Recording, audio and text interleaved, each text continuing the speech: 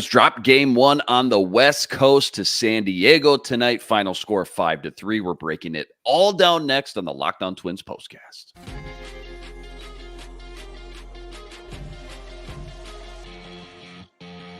You are Locked On Twins postcast, part of Locked On Minnesota on the Locked On Podcast Network. Your team every day. Back in the lab, back at it. Another Minnesota Twins postcast episode right here on the Locked On Sports Minnesota Network. It's your team every day. You got myself, Luke Inman, at Luke_Spinman. That's the man. He's back-to-back nights, putting in the overtime work. Theo Tollefson. He's on X. Give him a follow, won't you? At Theodore Tollef, one Twins expert over at Zone Coverage MN. And Theo, before we jump into all the action from tonight's game, quick reminder, tonight's episode brought to us by Prize Picks. Easiest and most exciting way to play daily fantasy sports. Go to prizepicks.com/LockedOnMLB. Use code, and this is all lowercase, LockedOnMLB for a first deposit match up to $100.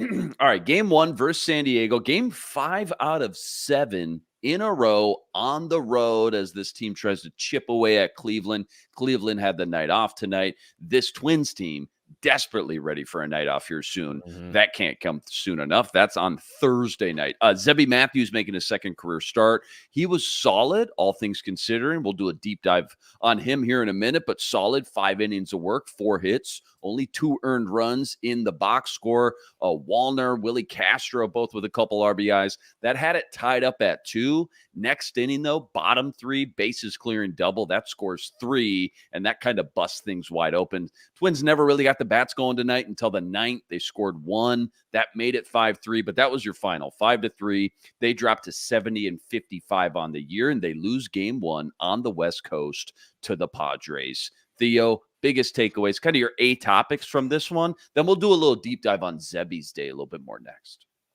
Yeah, the bats just froze up after a certain point. I mean, they were looking good real early again, and then they froze up again just like yesterday. And I think that's been the thing. It's just like they're showing a lot of promise early, and then they just forget where they're at, and that's where things can get away from them. Obviously, a 5-2, 5-3 loss is not a complete blowout, but you can't be hitless until the 4th inning and then just try to get something started with 2 outs in the top of the 9th to really try to get things going once again. And then by then it's too little too late, because I think what I had going through my head with that pinch hit of Jose Miranda in the top of the 9th was, wait a minute, if you're taking Austin Martin out of the game and then you got to put Willie Castro in center field or left field and move Margot out there because of how depleted the bench is, are you going to keep Royce Lewis in the game at shortstop?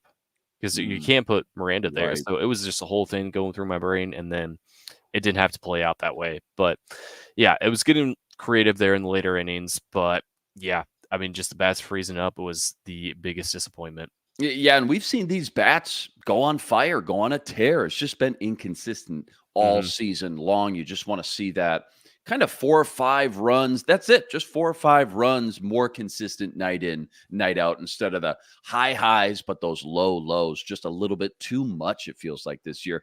We got to do a little deep dive here. Zebby Matthews, second career start, 5 innings, 4 hits, 2 earned runs in the box score, 2 walks, only 1 K, 92 pitches. How does Stuff just look tonight? And what do you think of, just overall, big picture, start number 2? What's his kind of ceiling in this rotation after, a little bit bigger sample size now? Yeah, I think the command wasn't as sharp tonight, but also the strike zone from the home plate umpire was a little more off center, for lack of a better term. So I think that played a part in it. But, I think today was really when we saw a little more of those jitters get to him compared to his first start in the major leagues and having a bit of a home field advantage.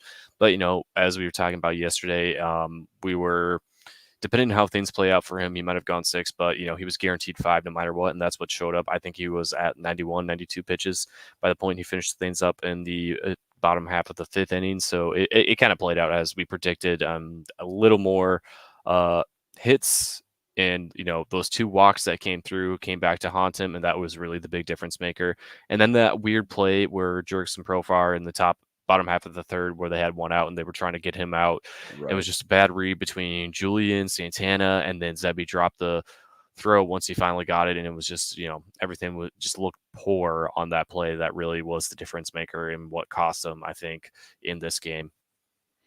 What happened, kind of random here, but what happened with the Rich Hill thing, by the way? I know he went to Boston. Were you bummed they didn't get like a deal done? Because I know Uh, some people got a little bit excited about that. And then just like part two, I'm just thinking about this now. Is there literally anyone else out just on the free agent market that no. could help move the needle at all? Just knowing, they're in a tough spot here pitching wise. No, I think it's just a matter of, with established veterans, there's just that, established preconceived notion of they've had success in the majors, they can do it again. But Rich Hill's 44. I mean, he's still the oldest active player in Major League Baseball right now. The only guy who's born before what? I don't know what weird stat I'm to go out, but before so many things. Yeah. So they were there scouting him, but they never had a deal going in. And Boston is close to his home, I believe, which is either in Connecticut or also Massachusetts. So it just made sense for him to go closest to home. But yeah, I mean, there's a lot more upside with having a young guy like Zebby Matthews around Yeah. versus a 44-year-old lefty who's probably going to average 84, 85 miles per hour in his fastball. So it would have been nice, but then, with the financial constraints of this team, there's only so much they can do. I'd rather see Zebby go out there as many times as he can before, the season's over. Just Yeah, and I think 9 out of 10 fans would agree with you as well. I hate to even ask because I feel like now I'm just being kind of greedy because we got SWR this year. He's been lights out. Zebby, obviously, Mhm. David Festa this year. But are there any other pitching prospects down the pipeline for 2025? We can just Oh, yeah. kind of keep our eyes peeled for any names we should jot down, kind of keep in the back of our heads that are kind of legit and kind of on the rise, stock pointing up.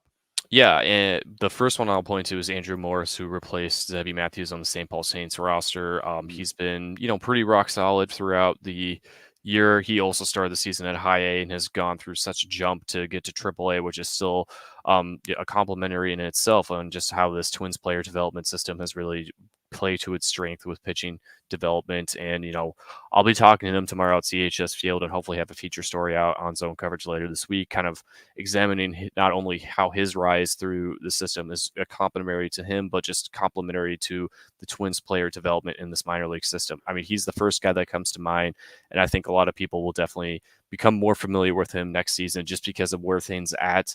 I don't see any chance he's going to get rushed up to the majors in these last 6 weeks of the season. That's just not going to be healthy for a guy like him. I know his second start on yesterday for the Saints was not as sharp as that first one, but the growing pains are going to be there, and he's someone who you definitely want to keep an eye on. And the other one is Corey Lewis, the guy who can throw an 88 mile per hour knuckleball. That's ooh, unheard of that's stuff. just Yeah. fun. That's Yeah, just fun.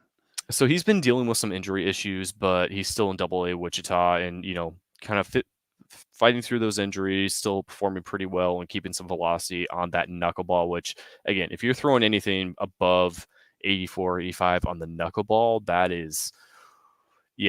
could be a dangerous asset for any team to have within Major League Baseball. So we'll see what happens with him, but we'll just keep it to those two names for now. But there's plenty more guys to be aware of coming up the pipeline. Yeah, Corey Lewis, 9th-round pick, it looks Hmm. like, too. So finding some gems a little bit deeper in the draft classes as well. I know we talked about the Twins farm system. I think you and I was just last night being number 4 on ESPN. Some of these names you've just Hmm. mentioned are a big reason why they're ranked so high. When is Yeah. the last time you can even remember it being that high or even in like the top 10? Because it feels like a Oh, yeah. minute, doesn't it? It feels like a No, while. it was when Buxton, Sano, Oh, let's see who else was in that top prospect. I want to say 2014 was when they were top 5 last. Buxton, so Sano, a Gibson decade. had graduated. Yeah. Trying to think who else. Barrios was a part of that as well. Trying to think of other names. Who am I forgetting? Rosario was still a prospect at that point. Mm. Yeah. Mhm. So Kepler, Mm. Polanco. I Wow. mean, we'll go down the Wow. list, and that was the last time, where it Yeah. was really like at this upper echelon of farm systems throughout Major League Baseball, which is a good place to be. But one point I don't think I got to yesterday that I'll mention now. David Festa, he's not going anywhere for the rest of the season. Brooksley, whenever he gets activated, both of them will probably reach those thresholds to graduate them from prospect status. So Festa's probably going to hit 50 innings before the season's over. It's 130 plate appearances for any hitter. that's going to be the same thing for Brixley. So that might shuffle things when we get into the offseason. But at the same time, we still got 6 weeks left and probably a few more to enjoy this moment. So we'll cross that bridge when it gets there. We'll cross that bridge. And it's a good point, too. You're probably right. Maybe they go from 4 to like 9 or even 12, something like that. But you also, at the same time, you got David Festa and a young Brooks Lee. These two young guys, sure, they're not technically on the prospect list anymore. But at the same point, they're still part of this young core and nucleus that you're building around. So that's good, too. Joe Ryan, probably toast for the year. We'll see how it all shakes out. But Simeon Woods Richardson, I feel like, is kind of the no-brainer to start a game 3 in the playoffs. Who's got the best chance at beating him out? I know a lot can happen from now until playoff time. Is it like a guy like Chris Paddock, or is it one of the other young two guns? Paddock is very iffy to come back, and obviously a lot more likely than Ryan, and even just getting one rehab start with the Saints before the season's over. But I think it falls more likely on Festa right now. A little more experience, a little more seasoned. Has an extra year in professional baseball than Matthews does. So I think it really kind of falls on him to get things working, because when he's on top of it, again, we've talked about it many times, has some of the best strikeout stuff within the Twins organization. And I think we're starting to see some of that develop more and more at this level. So if he can really make things work and, he gets into some of these jams like we saw tonight from Zebby Matthews and just gets his strikeout game going, that can really work out for him. And you can not send him back after 2 starts. Let's not jump the gun. 1 bad start does not equal 1 wholly bad career. React, just think before you type, and just don't react on what you see so early. When it's a guy like Rich Hill doing that, I would understand. Maybe throwing 84 mile an hour cheese, then I will say yes. Maybe. Rocco report time. Game 1 versus the Padres. The Rocco report. It says what? I think we got to compliment Trevor Richards. I mean, he did not have the best command. Again, some of it was getting away from him, but he still had 2 scoreless innings, really has put stuff behind him since his outing against the Cubs at Wrigley Field, which really just was one we all want to forget. 5 walks and not even a full innings work. Just terrible. But ever since then, he's been doing really well. Yeah, well said. That's a good one for sure. That, I know, is going to help people sleep a little bit easier tonight despite the loss. All right, plenty more deep dive from this one. Plus, we got our nerdy stat of the day. That's all coming up right after this. Quick reminder, tonight's episode brought to you by eBay Motors. Passion, drive, patience, the formula for winning championships. Also what keeps your ride or die alive. And eBay Motors, they got everything you need to maintain your vehicle and level it up to the ultimate peak performance. Superchargers, roof racks, exhaust kits, LED headlights, they got it all. And whether you're into speed, power, or style, they got you covered. 122 million parts for your number one ride or die. You'll always find exactly what you're looking for. And with eBay's Guaranteed Fit, your part guaranteed to fit your ride every time, or your money back with all the parts you need at the prices you want. Easy to turn your car into the MVP and bring home that win. Keep your ride or die alive at ebaymotors.com. Eligible items only. Exclusions apply. eBay's Guaranteed Fit, only available to U.S. customers. I don't think I've ever asked you this, nor I don't think we've ever discussed this topic on or off camera, on air, off air. I'm just curious. What do you think of Rocco Baldelli, just as the Twins coach, as a coach, just big picture even? Like, where's he at in your rankings? And then, like, if ESPN did a coaching power rankings of all 30 head coaches, how is Rocco kind of perceived, I guess, on a national level too? I've always kind of wondered this. Oh, got you on mute. That's what I do when I go on my water breaks. Top 10 manager in the league for sure. Wow. Since he's broken into the league. Yeah. I mean, there's always been complaints, and I think the reactionary anger, whatever you feel when things are not going right, to always blame the manager or the head coach. That's just so natural in sports fans. But us Minnesota sports fans, we love to really put our agony somewhere immediately when things don't go our way. And he's definitely been the brunt of that. But honestly, what he's been able to do, really turn the team around from what they were in 2021 when things regressed, get things going again in 2022. And then this last season to make everything work out to break the postseason losing streak and keep things afloat. Because I think if people weren't as injured as frequently as they have been, there'd be a lot more praises. And to be complaining about a team that's 70-55 at this point in the season and only 2.5 games of repeating back-to-back division titles, they're not in a bad spot, all things considered, and they've been able to make things work out really well. And of course, in a 162 game season, you're going to have these faulty moments where things get away from you, and one bullpen decision, putting one of your top 3 relievers like he did in yesterday in the 7th inning, even though you had a 4-0 lead, it was just Jorge Polanco. Just things did not Polanco, Alcala. God. Yeah, Alcala. Yep. I mentioned Polanco earlier in the show, and I think of him later. God, when it's not him. But Alcala it was his day to implode. Like, that's what happens when the season's this long. A game like that's going to happen. It sucks, but that's not Rocco's fault. He's not the one throwing the pitches out there. Right. 162 games, man. Yeah. Overall top 10. Great job. Oh, yeah, for sure. I love that. I didn't know. I had a assumption that he was definitely top half of the league, but I didn't know just kind of how he's perceived from a national level. So I love to hear that. The fact alone, he called out that Carlos Santana could be an everyday impact player, and he was right. That alone, it just moves him up a few spots in my book. What do you think he knew that nobody else did? Because Carlos Santana, man, been a huge part of this lineup and this team defensively as well.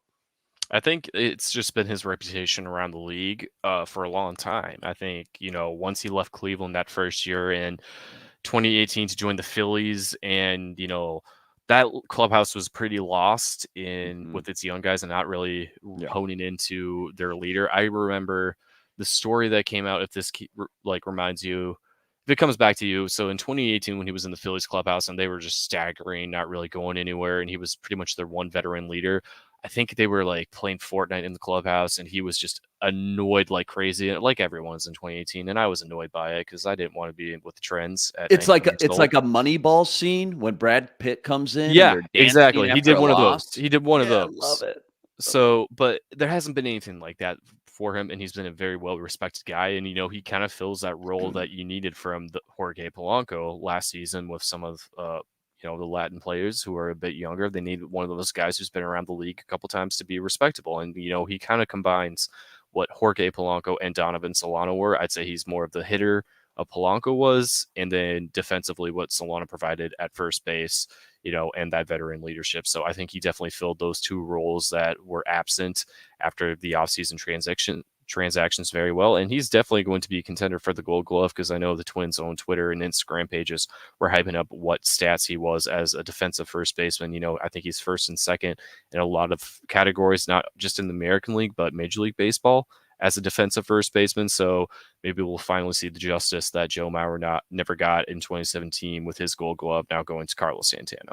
What do you think, back to Rocco, what do you think his biggest strength is, and like kind of what he does and like sets him apart? Like, I just think about every coach, no matter the sport, every coach has just something about them that makes them unique. Like, Kevin O'Connell, Vikings, former quarterback in the league. He's an offensive guy. He develops quarterbacks. He's that offensive guru. What is Rocco known for? What makes him so good? I think if you think back to his career when he was coming up 20 plus years ago, he was a highly touted top prospect. And then he is one of the perfect stories of, all the hype was there. His first 2 seasons were great, and then injuries derailed him like crazy. So he's going to know better than anyone what Byron Buxton's been going through his entire career, because Rocco literally experienced it himself. And I think it's, he's got a great way to turn it off and turn it on for that public presenting camera in front of the cameras every day.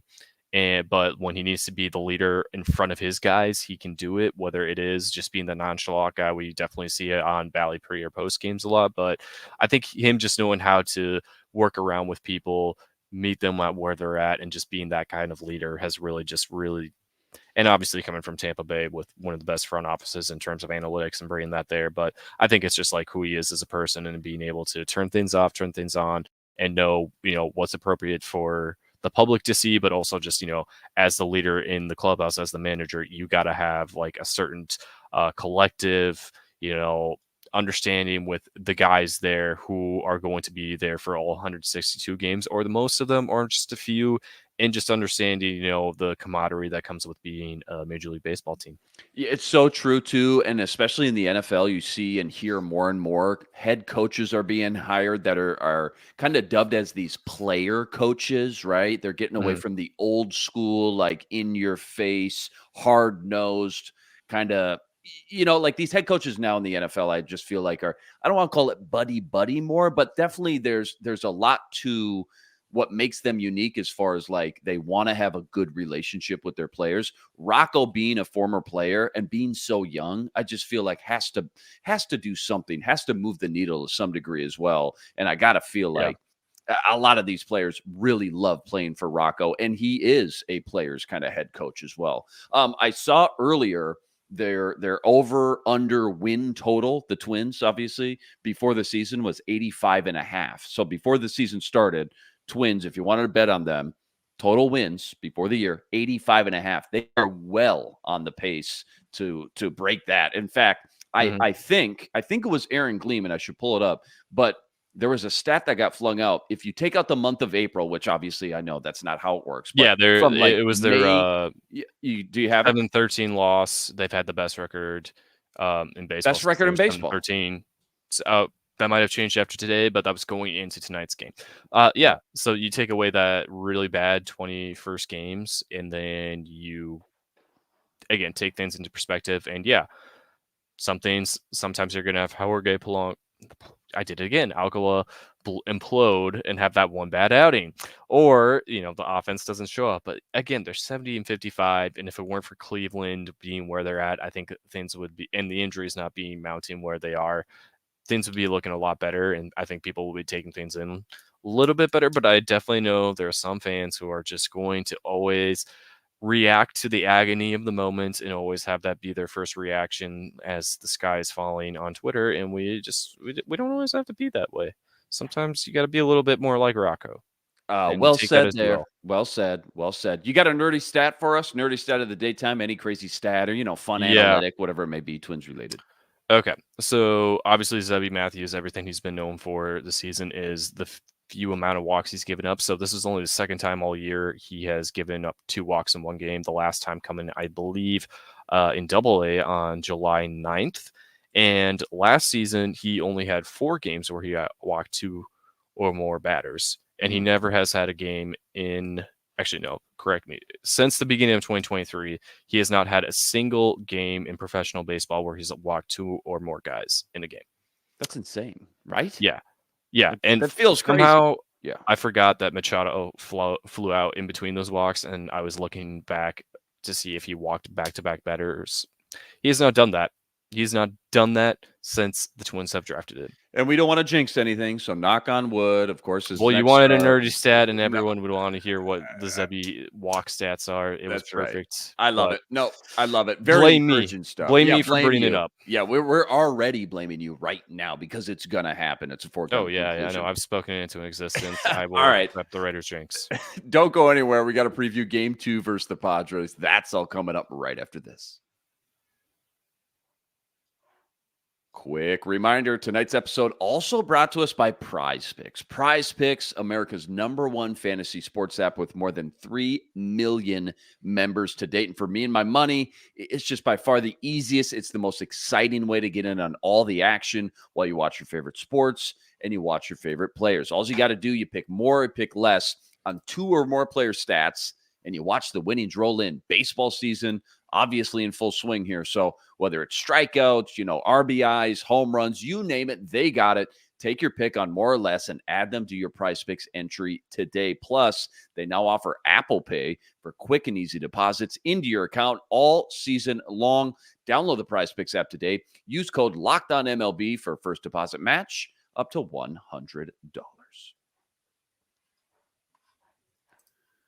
Okay, Game 2 in San Diego. Bailey over on the mound. They've lost 2 in a row now here. What's just the top 2 or 3 things you're looking for in that matchup specifically we should kind of jot down or keep in the back of our minds when we sit down and watch that game tomorrow?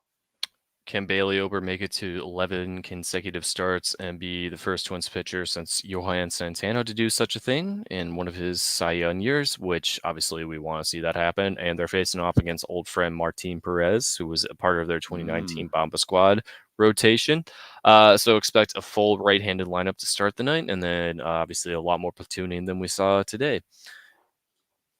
Love that. Yeah, Bailey Ober. Wow, that would be incredible. He's that close to Pablo already? 11 consecutive starts? Is that Johan? Johan. Sorry, Johan. Yep. Definitely not Pablo. Not this year. Well, both Venezuelan boys, so don't blame me for fair that. enough. All right. Yeah. Well, you Polanco, Alcala. See, I did it. Yeah, we're all I over the put it map. on You you, rubbed it yeah. off on me. Hey, I asked CJ. Here's a fun one before we get out of here. I asked CJ this the other night. How many MLB stadiums have you been to? Because I went to a lot of baseball road trips as a kid. Wrigley, Old County Stadium, New County Stadium, Old Comiskey, Houston, Old Yankee Stadium, Shea Stadium, Kauffman and Arlington. I said this last week were my favorite two. Arlington, now Globe Life Field in Texas, but those were my two favorites as a kid, Kauffman and Arlington. CJ said he's only been to Target Field and the Metrodome. So do you have him beat at least? I've been a little, I haven't beat. So obviously Target Field and the Metrodome, but the only other two I've been to are Miller Park in Milwaukee and then Safeco Field in Seattle, which I just went to in May. That's right. I remember that trip. Yeah. So yeah, I mean, I'd say between the two, I'd say Safeco Field's probably more preferable for me. I've enjoyed my time at both of those ballparks, and I think, budgetary plans for next season, I'm hoping to either get down to Chicago or Kansas City to see games out there. Whether the Twins are playing there or not. Probably going to try for Wrigley over what the White Sox will have going on. Yeah, no kidding. I hope they're better than this year. But cheap tickies, they'd probably be cheap tickies. I'll tell you that. But yeah, of the two, I've been to Miller, right? But Safeco is on my list, man. Safeco from watching on TV, seeing pictures, right? Seeing video content. Oh yeah, Safeco looks legit. Yeah, Safeco looks like a lot of fun for sure. I saw Sammy Sosa hit 2 out at Wrigley Field. I also saw the Foo Fighters play at Wrigley Field as well. So I would take the Foo Fighters over Sammy Sosa. Yeah. Well, I mean, they were both cool at the time, but I'm going to lean that way as well. Hey, comment below if you're listening or watching. Comment below your favorite MLB stadium you've been to. Curious to know what you guys think. What else is going on just around the league we should be keeping tabs on? Like, what's your favorite, non-Twins storyline or division race or player to watch, whatever it may be? Yeah, I mean, the Orioles and Yankees are keeping things close in the AL East for that crown. I mean, the Orioles are only half game back right now of the Yankees. I think it's safe to say whoever loses, if the Twins can't beat Cleveland, is going to be hosting them for a wild card game, which is not pleasant to think about. So definitely keep an eye on that. The Mariners are 5 games back of the Astros right now for the AL West, and it looked like the Astros were down and out of it, but they're still finding a way to keep fighting back. And I think the Brewers being a big help this weekend, sweeping Cleveland to make this a 2-game difference. I mean, this really could be a game and a half right now. I'm blaming things more on yesterday than today.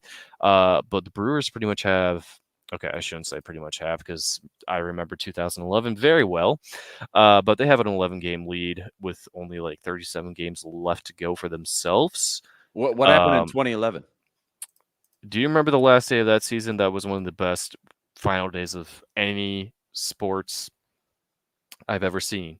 So pretty much the Yankees had the AL East secured, and then the Rays and the Red Sox were fighting for the American League wild card, and then in the National League, the wild card was literally down to the Cardinals and Braves on the final day of the season. So pretty much the Orioles, who were in last place, played upset, walked off on the Red Sox. It was the Evan Longoria walk-off home run, and then the Cardinals won, and the Braves lost, and that secured things. And obviously the Brewers won the division that year, but then the Cardinals just snuck in and won the World Series.